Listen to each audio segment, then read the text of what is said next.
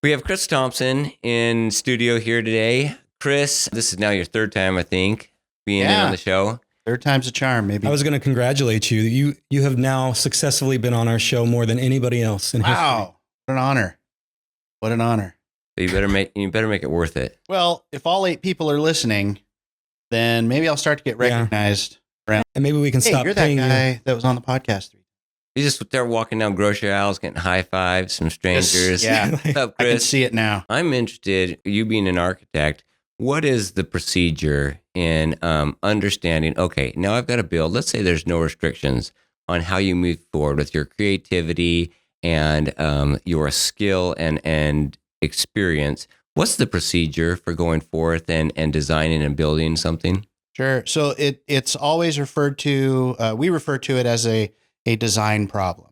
So the problem is you need an office and it needs to have 5 offices, a conference room, bathrooms, whatever. It could be a university campus. It could be military base, whatever your need is. How do we solve that through design? Is this a Chris Thompson method, or is this an architectural method that you guys learn in school? This is the method. Of course, you've always got your Einsteins and your others that go outside the box. Yeah, go outside the box. But the typical method is you'll sit down. We sit down with the client. We hear what their needs are.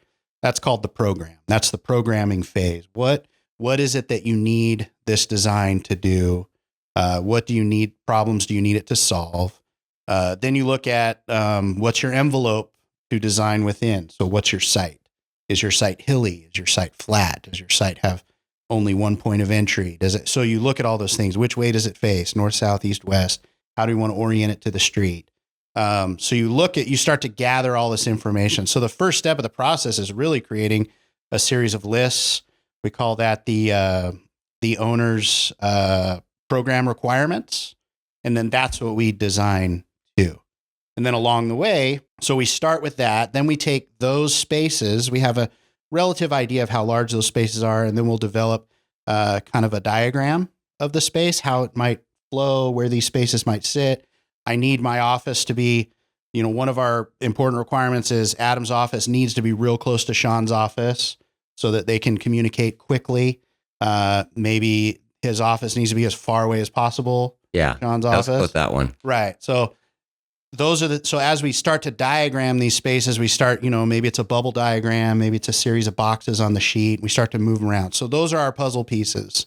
To solve the problem? So is this physical? Is it on paper and you're clipping out this room, this office, and I'm moving it around? It used to be, believe it or not, the firm I worked for in Tucson was the designer there, Dave Burns, great architect. He would actually cut foam blocks and then arrange them. Apple foam. It was this really cool, hard, dense foam, and you'd cut it on this hot wire. Oh, cool. If you haven't been burned by a Apple foam hot wire, you're not probably an architect.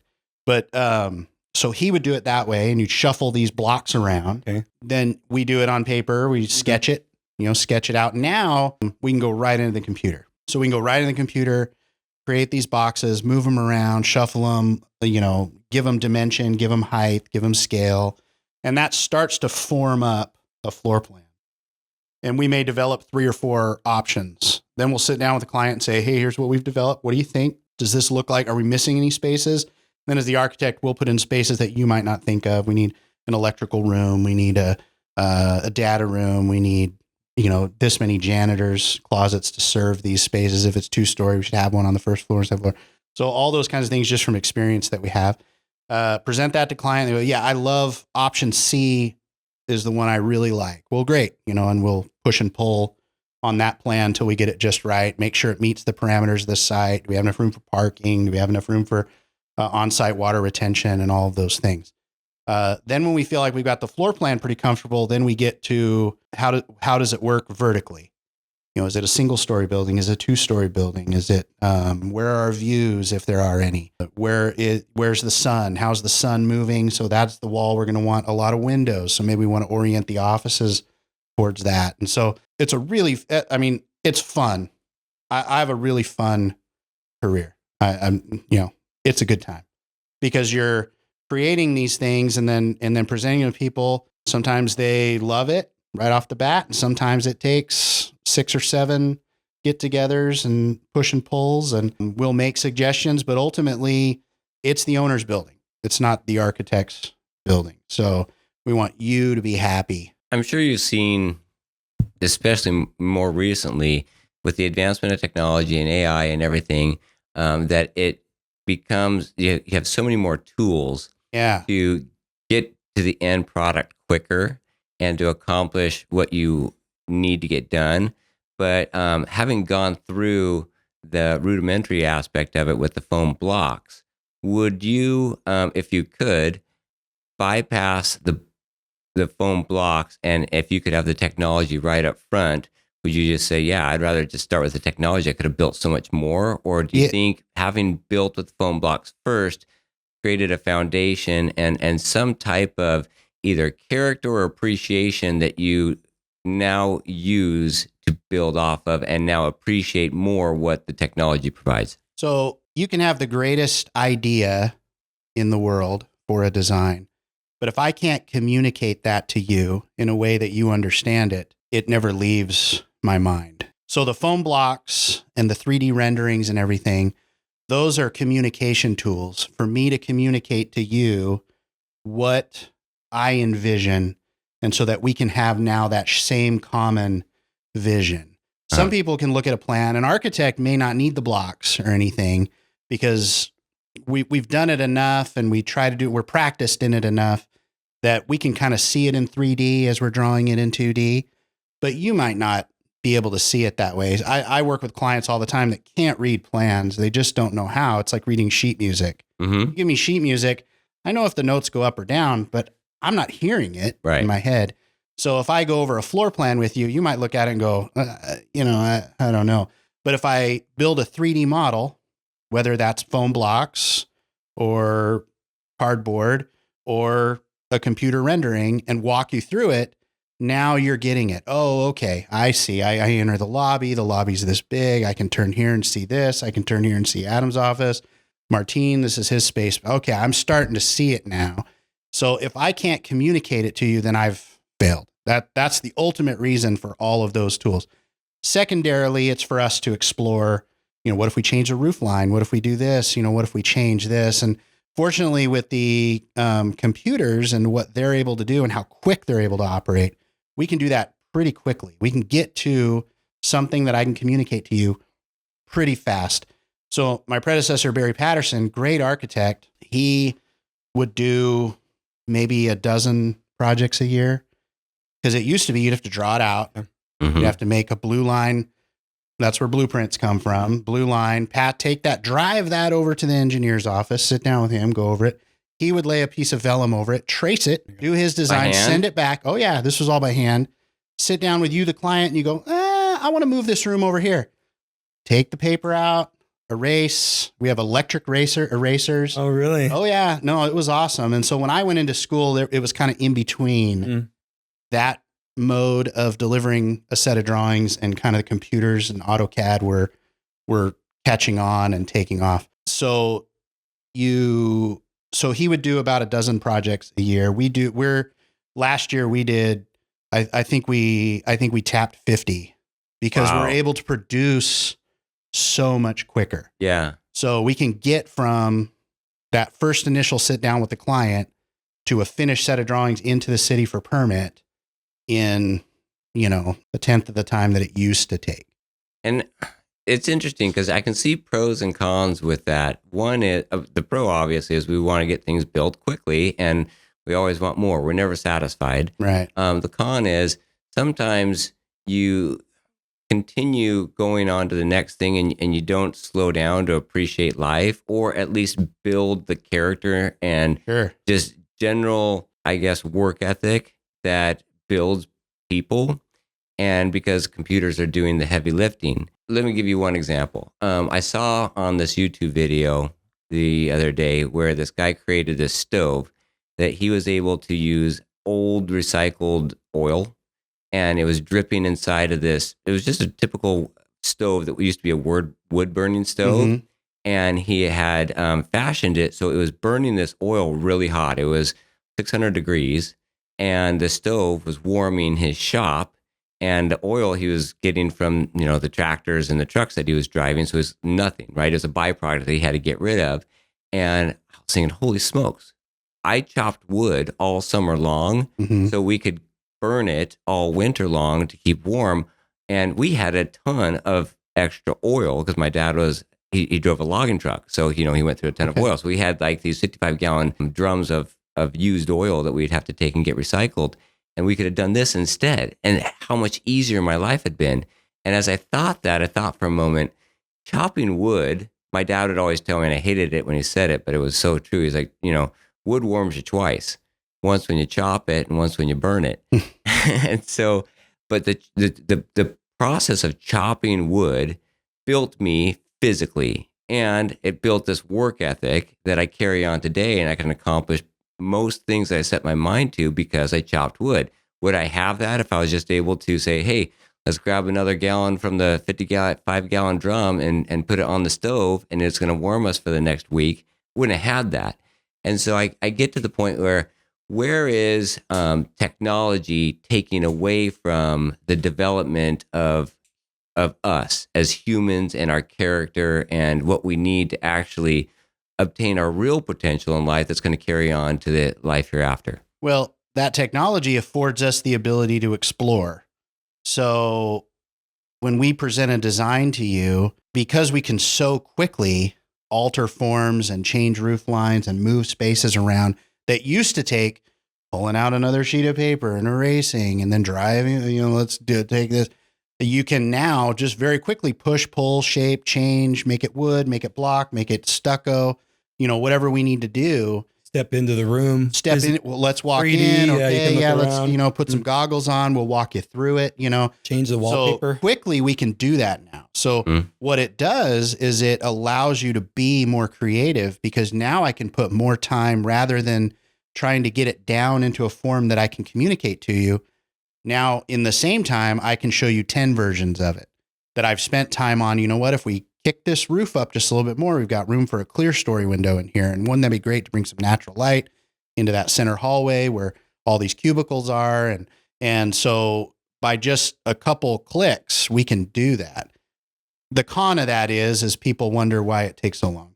All you got to do is push a few buttons and a building pops out. Yeah. That's where the human element comes in. Okay, now that we have a form, I've presented to you your floor plan. You like it. Presented you with the look of the building. Think it's fantastic. Now we have to make it function. Now we have to make it work. So then you start to apply layers of structural. How are we going to support this roof that now flies out over here? How are we going to carry this carport that's over here? And here we could do it with steel. We could do it with wood. We could do it with masonry. Okay, so you start to apply structure to it. We're going to need some extra beefy members here because we got a large span. And so you start to let's explore how we're going to cool those spaces now. We could just plunk some air conditioning units on the roof. That would be fine. That would destroy our form that we've created. So maybe there's an alternative. Let's look at split systems where they're in closets or in attics or different things so that maybe they're not just sitting up there on the roof. But, a good example of that is the new main library down by the Catholic high school.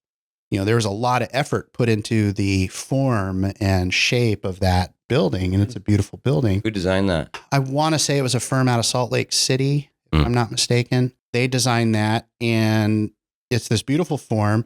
And then the mechanical engineer came along and said, well, we need large mechanical units to cool this large volume of space. Let's put them here on this roof. And if you drive down there, there's huge mechanical units up there that are just completely consuming the form and shape of the building. So those things need to work in concert, and we'll do that. We'll from the mechanical engineer, we have these. I was just having a conversation the other day. We can drop a mechanical unit 10 inches if you go with this curb design. Then we're getting into the weeds here, but the curb is what the air conditioning unit sits on the roof. It's called a curb. We can go with this height. That'll produce less noise, less vibration. The people inside won't hear it as much, but we could reduce it to this. The trade-off might be there's some vibration, but we don't have to have the outside parapet up 12 inches higher, which saves 12 inches by 400 material. lineal feet. And it's so we're exploring all those options. What's in the best interest of the owner cost wise? Because ultimately nobody comes in and says money's no object. Right. Unfortunately, Elon's not a client of mine. So nobody comes in and says, I don't care what it costs. Their first thing out of their mouth is, I care what it costs. Sure. So we have our obligation is to give them a design that meets their functional needs, but then also meets their budget. And you can do that. That doesn't cost any more. You don't have to pay more for the architect to do that. That's just what we're doing. We're trying to be efficient. We're not trying to be wasteful, but we are trying to, at the same time, serve a function, but also create something that's beautiful, that serves your needs, but also lends itself to the character of the place. So it's this balancing act all the time of the form, the function, and the budget. Are you able to do structural engineering? When we did our house plans, they did all the plans and like, oh, well, now you got to find a structural engineer to do all that. I'm like, make sure the roof doesn't come down. How many engineers I need, man? Can't you just do it all? So are you able to do that as an architect, or do you have to have additional? So I'm a big believer in hiring the experts in those things. It's cheap insurance. The architect could do it, but that's like asking the guy who does your brakes to rebuild your engine. I see. It's just, he knows how engines work. I know enough about structural to know that beam's going to be about this size, and I can run some numbers and confirm that. Yeah. But there's liability that comes with that. Yeah. There's risk that comes with that. So on any typical project, you have the architect, and he's kind of the lead. So he's developing and guiding the team towards this goal of a beautiful building that serves the owner's function that's within budget. So on his team is a structural engineer, a mechanical, so that's HVAC engineer, a plumbing engineer. In Yuma, it usually involves a fire protection engineer, an electrical engineer, and a civil engineer. The civil engineer designs the flat work, make sure the water flows off the site to your retention basins and that water's not coming back into the building, designs the sewer lines and all that. Yeah, I'd always wondered what a civil engineer did, like what their role was. There you go. They're trained in designing the flat work. So designing how the sidewalks work in concert with the street outside. And it's actually a pretty complicated thing to figure out. I can do it, but it's not what I specialize in. I'm not an expert at it. So I believe we should have an expert, because if water comes into your building, it doesn't matter how beautiful it is. I've failed. So Right. I don't want to do that. In Yuma, we're a little interesting. I'll precursor kind of things that I hate. In Yuma, there's kind of a culture of engineers practicing outside of their discipline. So you'll have civil engineers designing architecture. You'll have different engineers working outside of what they were trained to do, because the law allows them to do that. Yeah. That So you doesn't think there should be necessarily more mean laws? What's that? Think there should be more laws and regulation then? I think when you're talking about public buildings, when you're talking about buildings that could house hundreds of people, I think in the public's interest, I don't know that it necessarily takes a law, but it takes common sense to know you want the best people doing those designs. And so if the civil in Yuma, there are several civil engineers that practice architecture and sell themselves as designers, as architects. That's a disservice. That's a disservice to the public. That's a disservice to you as the client, because you might not know the difference. Mm-hmm. Well, and so you're not getting the expertise. I don't know the difference. So you're getting an engineer. You're getting an engineer that's doing the architectural work. That's also designing your building. So, because an engineer, I would think he has the qualifications to understand what is going to stand and what's going to hold up and what materials are necessary and all the measurements. And an architect, in my very limited understanding of the difference, is more of the aesthetics. Correct. Simplified, explanation. The architect is also responsible to make sure that life safety needs in the building are met. Are there enough exits? Engineer doesn't do that. Safe? Typically, that's not their thing. Oh, so you're a lawyer, and you specialize in estate planning. Mm-hmm. If I came to you and I say, "Hey, I want you to defend me in a murder trial," could you do it? Yeah, and that's in my mind, that's the analogy I was drawing. Sure. And then I'd visit you in jail. Sure. Yeah, and then I'd say, "Okay, yeah." So could it's do it, but we won't. similar. It's similar to that. Can you do it? Yes. Is that what you want to bet your $1 million, $2 million, $4 million, $10 million project on? Maybe for an architect. And it doesn't cost anymore. Typically, we're not the cheapest in town, but in a lot of cases, you don't want the cheapest in town because the architecture and engineering fees, the design is what's so crucial. Those construction documents are what's so crucial to ensure that once it goes into construction, there aren't conflicts. You don't have water coming into your building. You don't have a roof that sheds water onto a roof that wasn't designed to take that amount of water. Yeah, there's a lot of places where the rain spout goes out right where the ticket center is. There you go. And you saw what they did. They took it underground and got it out there. But there you go. So there's a lot of places to stumble in the design process and the construction process. When it moves into construction, they're expensive to fix. Yeah. So one of the things we tell our clients is, yes, our fees are not as low as that other guy. It might just be a few $1,000s more, but I guarantee you the quality of the construction drawings will save you 10 times that in the construction process. Yeah. So, and that's the truth. I'm not trying to, No. promote myself. I am, but we live by that policy ourselves. In fact, we see it every day. Yesterday, I had a client come in and they presented a will, and it was not witnessed. It was notarized, and so it looked great. It looked like somebody who either got online and got a good template for a will, went and prepared it, and it stated who they wanted to act as their executor, or we call them personal representatives. So they have the control over administering the estate and who they wanted to receive it. And this person was unmarried with no children. And so it's really important because if you want it all to go to your children, then the state default statutes tend to go that way. But if you have a blended family, or if you want it to go disproportionately to someone else, in this case, his life partner, then the will has to stand up. Otherwise, it's going to go to the next of kin. Right. And in this case, we've yet to find out what's really going to happen. There's a potential we could find other witnesses, but it's going to be a whole lot of work right now. And he probably spent $400 on this will. Okay. And if he would have spent literally 10 times that, $4,000, 100 times that, $40,000. Which he never would. Yes. He would, his estate is probably around $400,000. If he would have spent $40,000 on it, he would be in a much better position than his family is being left in now, because we don't know who it's going to go to, but I'm fairly certain it's not going to go to the one he wants. And they'll likely lose what he thought he was saving in the will development. They'll lose significantly more than that in the probate. And that's only the money aspect, not to mention they've lost him and they're mourning, and now they're going to go through this stressful situation of now it's a fight. Court, potential being on the outs with the family, and loss of sleep at night, their health, all of that goes along with it. It's not just the money, right? It's how much do you value a good night's sleep? Right. So when you're going to do a will, you want to find an estate attorney. You don't want to go to a trial attorney to do your will, or to just an online service. It's true in everything. You get what you pay for.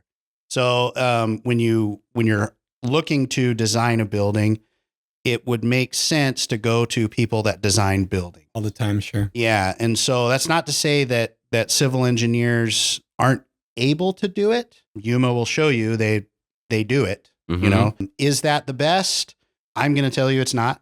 It's not the best. And the product tends to show for itself. Yeah. But there's a lot of that doesn't happen in a lot of places outside of Yuma. It's kind of a Yuma. Yuma is a land of opportunity because there is a lack of professionals.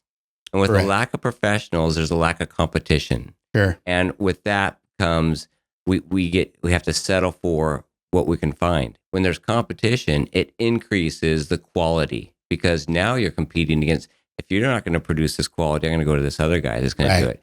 Where and That's if quality is important to you.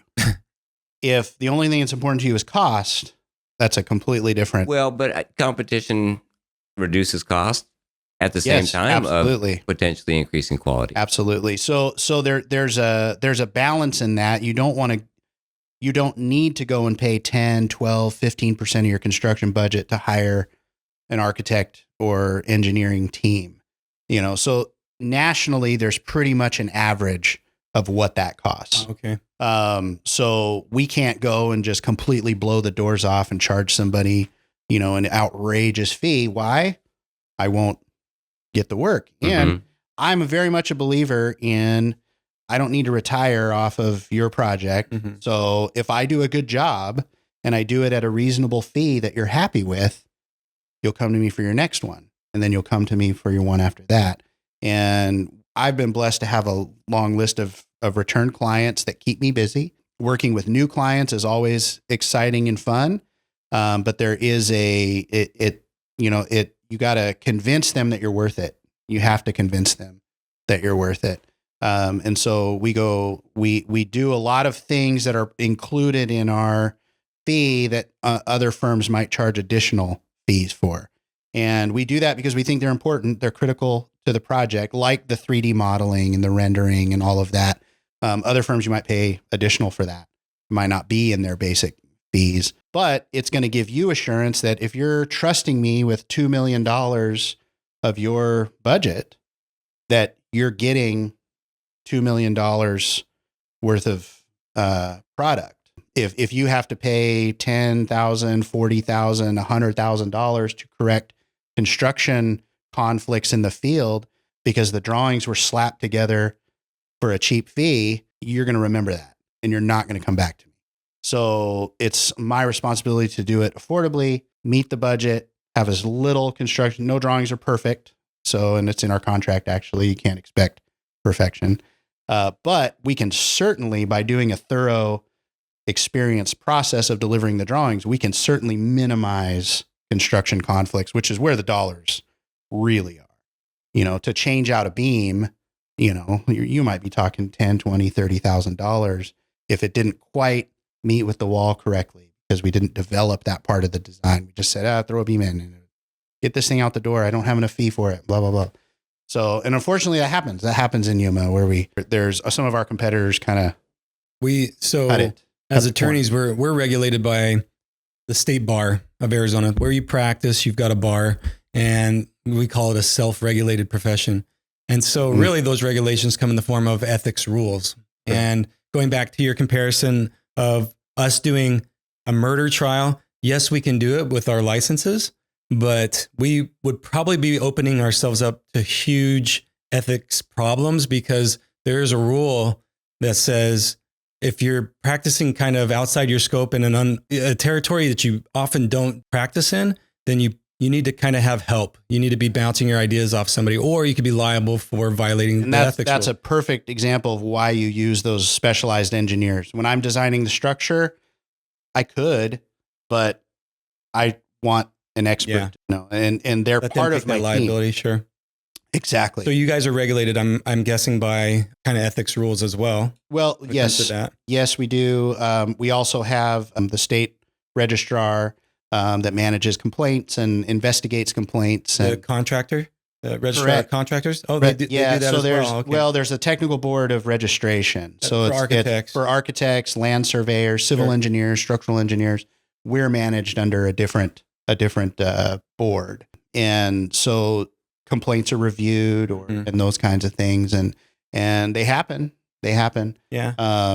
And so we're also regulated. That one of the, we have the city building officials who get an extra set of eyes on the plans to, and they'll call us on things that, hey, I'm not sure if this is safe.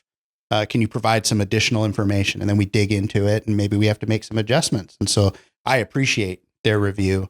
Good example is we did a project. We had a performance specification for a portion of the project, which means we don't detail it, we don't design it. The contractor hires a specialized engineer to design it and do that. That contractor turned those drawings into the city. the city did a spot check on some of the calculations and determined that this was in failure. Mm-hmm. So this structure would fail. Wow. And called that civil engineer practicing structural engineering into their office to say, you need to defend these numbers. And he had missed a wind load. And had that structure been built, and in this case, it was a fence, a tall fence, like a backstop for a baseball field. Had that been built the way it was designed, once the wind reached a certain level, that thing was coming down. And so you need those checks, you need those balances. And so it's important when you're designing a building that you have the right people doing it. Your dad was a banker growing up, but did you have any experience you have a lot of friends that are in construction. And so did you have any experience growing up by chance before you went into architect? Because this is a common complaint that I hear. I have relatives. I have my wife's family is deep into the construction world here in Yuma. And so oftentimes as I would walk job sites, the common complaint is the architects don't know what they're doing. Right. They don't know the real, like when you're really here, or else they wouldn't design it like this. Sure. And there's probably a little bit of truth to that, but there doesn't have to be. We do quite a bit and spend quite a bit of time in drawing those details. And we actually, in order to get those right, we'll reach out to specific contractors. If we're trying to do a structural steel connection, we'll actually reach out to them and say, hey, this is what we're trying to accomplish. How do you think we should do that? You know, and so they'll provide input that then ends up in the plans and then makes it easier for them to build. But again, you can't detail and draw every connection and every obstacle and difficulty as you're building in 3D space. So you're going to encounter conflicts. One of the things we do is once the drawing is out, the contractors are required to do shop drawings. And so the steel contractor will then kind of regurgitate back to us his understanding of how we think that structure is going to be built. And then in that, he'll make suggestions, modifications, discussions. That's good. So there's a place for that. By the time it hits the ground and it's being erected, that's not when you want to hear about, well, shoot, now we can't get to the back of this bolt because it's covered up by this other plate. You want to, and so that's why we go through those checks and balances. So there's the architect's drawings, which include the structural engineer's drawings. Those will go then to a contractor. The contractor then reviews those and he send it out to the steel guy, the electrical guy, the plumber, the electrician. They all look at those and then they come back to us with questions, suggestions. Hey, I think we could save some money if we did it this way. Do you have any issue with that? You know, can we, because we've realized now we're not going to be able to get to this bolt, does it make sense to shift this beam out 2 inches? What ramifications are that? So yeah, we absolutely appreciate that insight. So we'll look at it and go, oh, you know what? Yeah, we didn't account for this pop out that's now going to block access to that for future maintenance or service. And so, let's make an adjustment. It's really a concert. It's a team effort. And the contractors, I don't see them always as in a adversarial role. Yeah. Contrarian or anything. It really is. We're all working for the same person. Sure. Exactly. I want to get hired again. You, Joe contractor, want to get hired again. Yeah. So let's work together to. I wondered make if there this was client happy. when you get a lot of lawyers together, there's egos, right? Oh, sure. So that's why we tend to not want to be together. Yeah. So is there funny because certain lawyers love being together because they just love slapping each other on the back, and other lawyers don't. Adam and I tend to be along the lateral, we don't like to be around a whole bunch of other lawyers. We like to do what we do. And I welcome feedback on my contracts, especially on wills and trust, because if they think there's going to be a problem, I want to examine that. But I found that people who either, I don't know, that feel offended if you bring something up, they maybe have a little less confidence. And so they jump directly into that defensive mode, and they think they've got to overcompensate and become defensive. Whereas I really just want it to work. And I'm comfortable that I've done it enough times that if I'm missing something, please point it out to me. I know that I'm competent in general, but I'm also fallible. And I want to understand where those errors are so I can correct them. But I found that, yes, in large groups of attorneys, when we go to continuing education courses, people never want to speak out about what their concerns are in their practice because they never want to.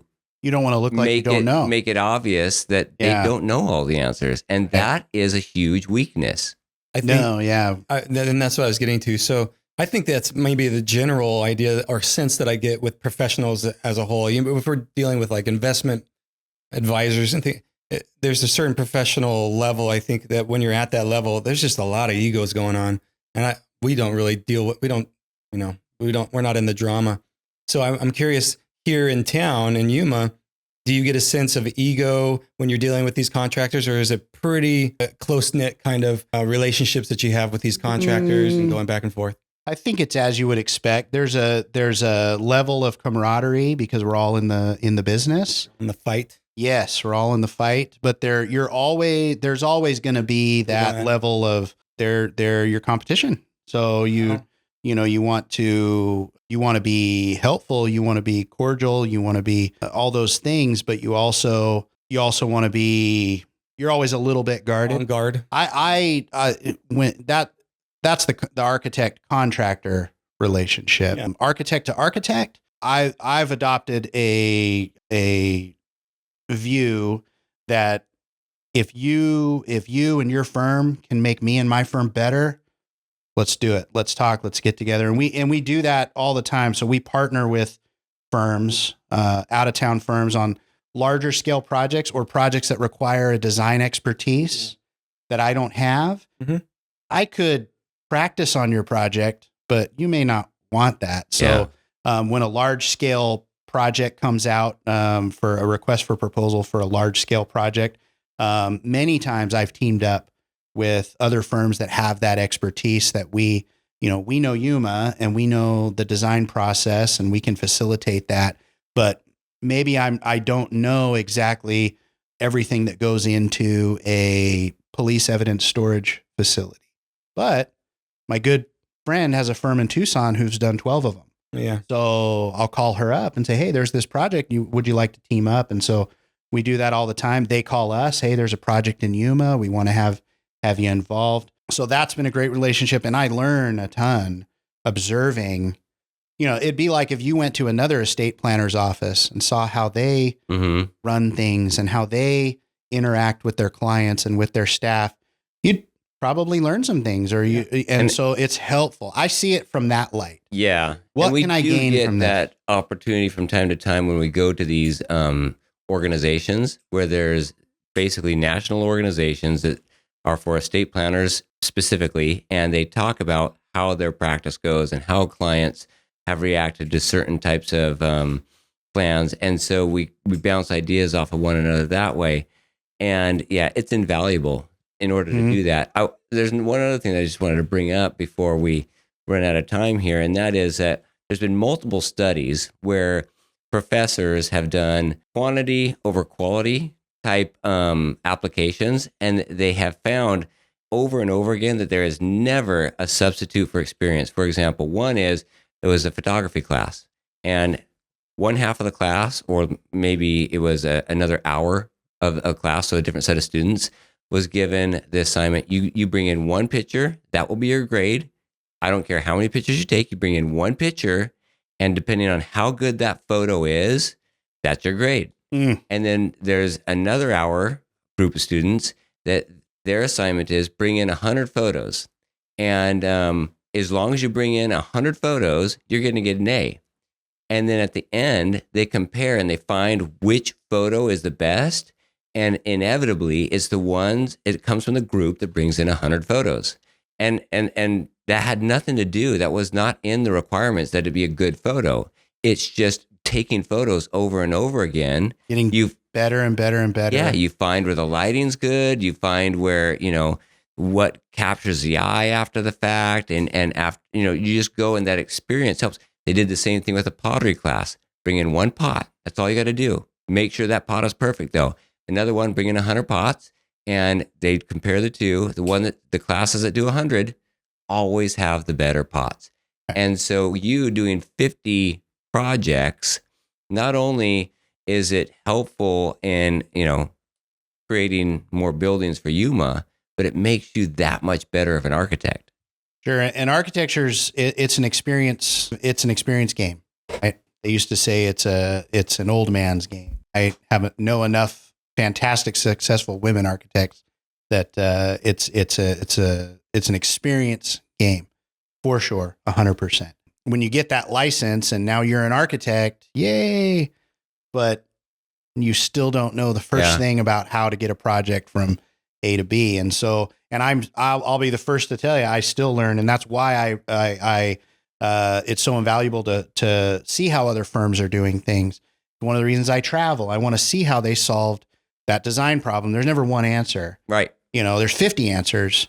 They all might be equally successful, but which one's the right one for this project? And so if you see if you want to go out and absorb, okay, well, how did they solve that? How did they solve that? Mm-hmm. And that was a failure. I want to make sure I stay away from that. And so it's just invaluable to expose yourself to how other people are doing things. Always. Are there firms that you know of that they're smaller, but they put themselves out as, I only work on one project at a time. Oh, yeah. I'm a perfectionist. Correct. And we get that too. And in fact, we've been kind of labeled as, this trust factory, right? We put out a lot of trusts as if that's a bad thing. But going back to my example, it's been demonstrated over and over again that the more you do it, the better you get. Right. And so as much as you want to focus on one project and have it be perfect, experience has shown that the more you do, the better you're going to be, even if you're doing multiple of it. And there's firms out there that do design build. So they're the architect and the contractor. So they're out building their own details that they've drawn. And the learning experience from that is, we drew that wrong, or we could have done it this way, or we drew it that way and it was built exactly like that. And so, but they might only do a few projects a year because you can't be out on the job site for 4 or 5 hours a day and still produce 50 projects a year. Mm-hmm. But it sounds like it sounds like in that work model that you're talking about it to me. I hear you to say or speak about it in a favorable light, like that's kind of like a good thing to do. It could be if you're not interested in money. It's probably, it probably doesn't work in Yuma. It lends itself very well to residential. Okay. Yeah. And in Yuma, we don't have the level of bandwidth. Yeah. The residences being built that would require that level of care. So when Sean was talking about, we do a lot of trust work, and because that tends to be one of the best ways to do your estate plan. You don't do a lot of residential, if any, right? You basically focus on commercial. Yeah, we don't do residential. I have some partnerships in town, good residential designers that when somebody calls me and says, "Hey, I'm looking for a house plan," you know what? Go that guy. Give this guy a call. He's great. Yeah. And I'll even help you sometimes develop the preliminary plan and then let him take it from there, because he's set up for that. His shop works in that. So they have all the details. They have everything they need. I'm commercial and institutional architecture. So designing an office building for me is second nature. You come to me with a house, it's a little, the codes are different. The structure is different. The needs are different. And so it takes on a little different level. I've done them. I've done them for close friends. Most of those are still my friends after, but it's a different animal. It's hard to explain unless you're in it, but it is a different animal, residential design versus commercial. Hey, thanks for coming on the show again. You bet. Thanks Always for inviting a me. Oh, it's so fun. Yeah. We'll have you next month, I think, right? Yeah, I think so. I'll be back. Hey. Assuming the public will have me. Yeah, we'll see. Get any we'll hate see what the mail, response let me is know. to this, and we'll let you know. Okay. Yeah. All right.